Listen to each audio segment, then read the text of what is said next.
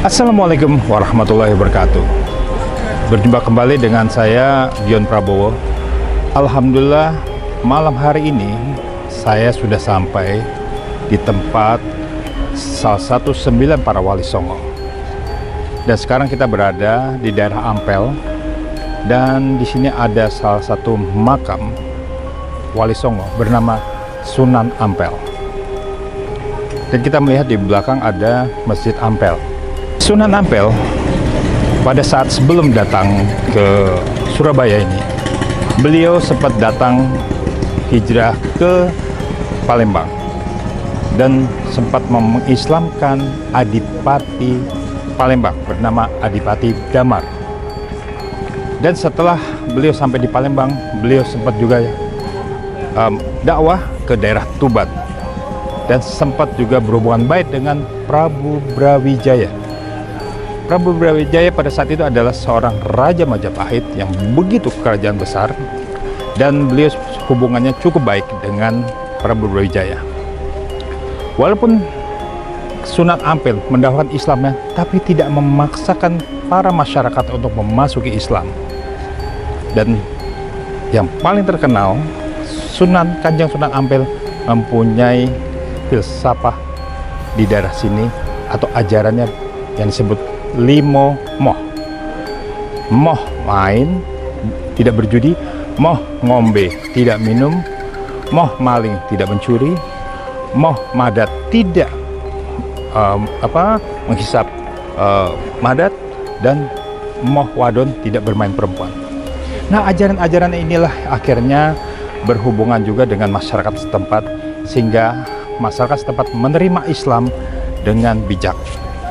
Dan Kanjeng Sunan Ampel ketika mendakwakan Islam, dan beliau selalu membuat bagaimana masyarakat yang mau masuk Islam dengan membuat mainan, membuat anyang-anyaman, yang dimana bukan orang membeli, tapi hanya diberikan syarat, yaitu mengucapkan syahadat.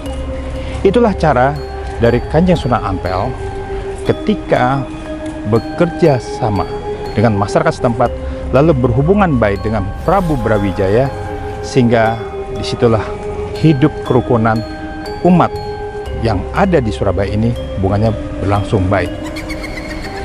Sunan Ampel meninggalkan 2 anak yang bernama Kanjeng Sunan Derajat dan Sunan Bonang. Beliau juga 2 para wali yang boleh dibilang salah satu wali songo yang mendakwakan Islam di Pulau Jawa yang begitu besar.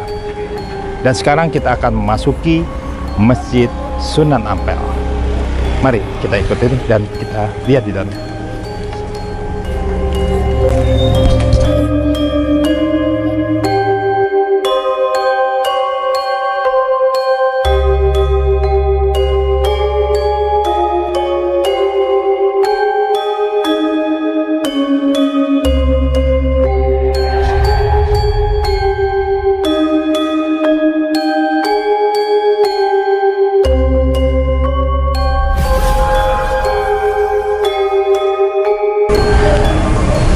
Masjid Sunan Ampel didirikan pada tahun 1421 Hijriah dan dibantu oleh 2 sahabatnya bernama Mbah Soleh dan Mbah Sohan Haji.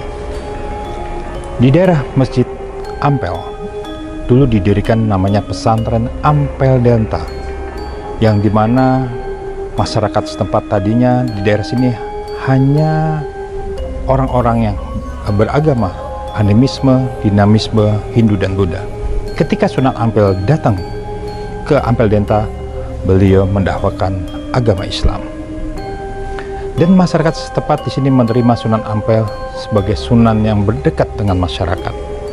Bahkan beliau banyak sekali mengajari falsafah-falsafah kebudayaan yang menyangkut kebudayaan Jawa dan kebudayaan-kebudayaan Arab. Dan pada saat Kerajaan Brawijaya memberikan tanah di daerah Surabaya ini dan mendirikanlah pesantren Ampel Denta, maka di sini sebenarnya berasal dari Raja Majapahit bernama Prabu Brawijaya.